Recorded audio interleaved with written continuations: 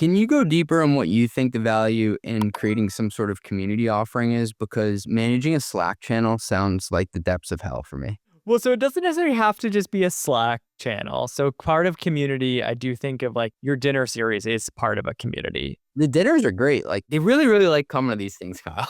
But that's a community play. Like your happy hours, your dinners, giving people a chance to meet in person, I think is absolutely a community play.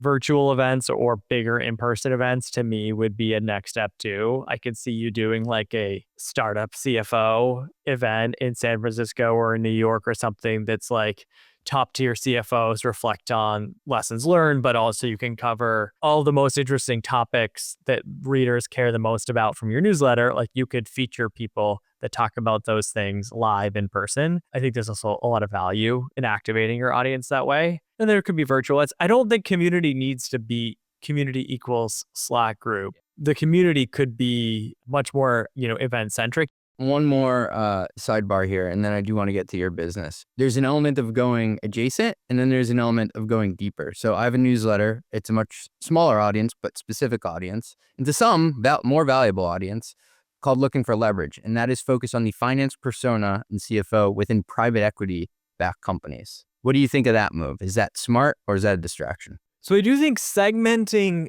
the finance persona down makes a lot of sense because those are going to be even more niche communities within the broader umbrella community. And also, I think there's a lot of like benefits to if you're really great at newsletter and like creating a newsletter, you can cross promote two newsletters like alongside each other. Once you have the foundation for one, it's actually much easier to add a second. The thought of doing that myself, like gives me hives because of all the extra work. But it makes it like from a business perspective, it makes so much sense. Even things like on Beehive, you can have a recommendation and you can maybe start to passively add hundreds and hundreds of new subscribers to the new newsletter. You can also link back from newsletter to newsletter kind of regularly if there's something that's relevant to both audiences. And then you can get ad dollars from both properties as independent properties. And so I think that there's a lot there. But to me, the big thing for you as you start moving into this world is like the data you're getting on your audience and trying to segment people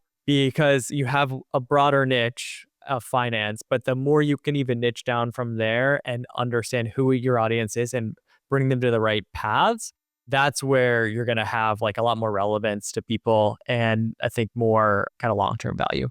Well, what are you working on lately now that you went and quit your fancy VC job? This is a little bit different. And honestly, I haven't really done the work of sketching out a 3 to 5 year vision for it. I would say like my content kind of started on LinkedIn. It's still my biggest platform. I have over 100,000 followers on LinkedIn. And I think that's where most people, if someone has heard of me, it's actually probably that they've seen a LinkedIn post of mine rather than they've seen my newsletter. And so I actually still think that has to be part of my flywheel in a way that's very different from yours. Like yours is about the persona. I have like a very broad persona, but it's more about like the unique insights that I can bring to things that are happening in go-to-market and startups right now.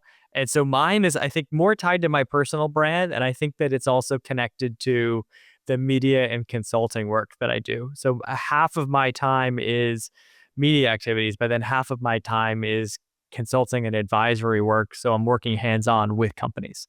Wouldn't you say that doing media in the front and consulting in the back is somewhat similar to that mullet I described before? The classic model would just say like, hey, we're doing content to promote our consulting and then we're making money on consulting. I actually make most of my money on media. Why are you trading your time for money then? Yeah, like I'm not really promoting the consulting stuff that much because I'm like fully booked there. I have been fully booked. There's a lot of demand.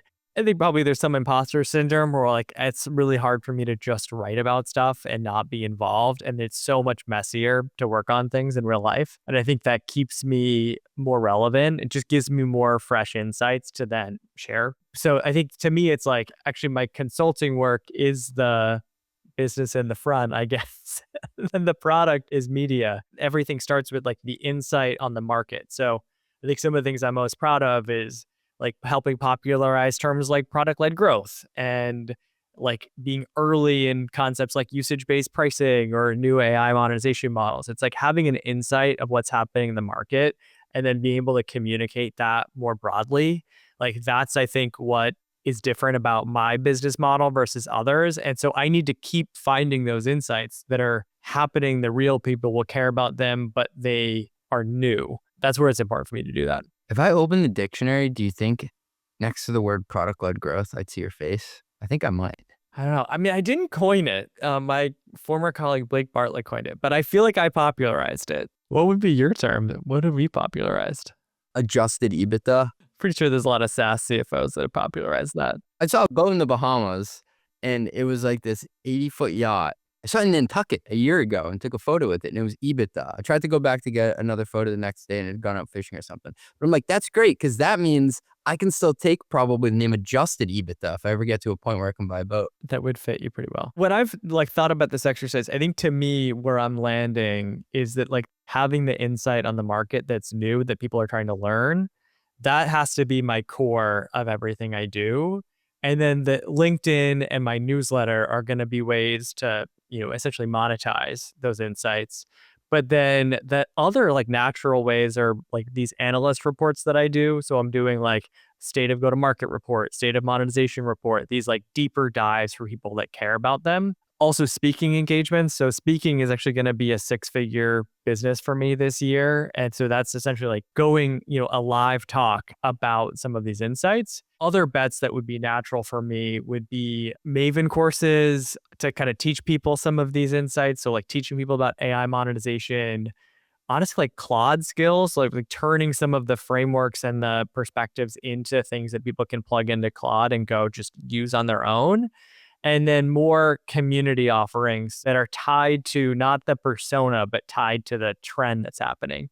So communities around AI monetization and communities around AI for go-to-market. I'm more oriented around the ideas that are happening as opposed to the exact people, because the people tend to be cross-functional. They connect on having this one thing in common. You're aggregating people around more a subject or a thematic offering than just the person's identity, which is kind of a flip from what I'm doing. The identities of people that subscribe to my newsletter and read my stuff, it's pretty broad. So founders are probably the number one persona, but then get a lot of marketers, RevOps, finance, product. But pricing, pricing could be owned by a founder, a marketer, a product person, a finance person, an ops person. The nice thing from a reach standpoint is that there are things that a lot of people care about in an organization.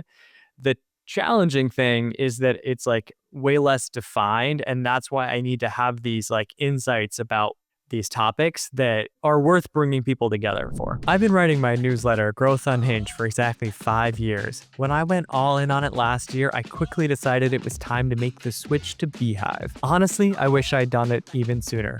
Switching to Beehive was seamless, but the difference is real. Excellent deliverability, more customization with their AI website builder, built-in automations, and no 10% tax on my revenue. As a data nerd, I especially love Beehive's dashboards and built-in surveys. My open rates jumped from 35% to nearly 50% after switching to Beehive, and I'm not looking back. Beehive is built for people who actually take newsletters seriously. If you care about owning your audience, it's a no-brainer. Try Beehive for free by going to beehive.com/Kyle.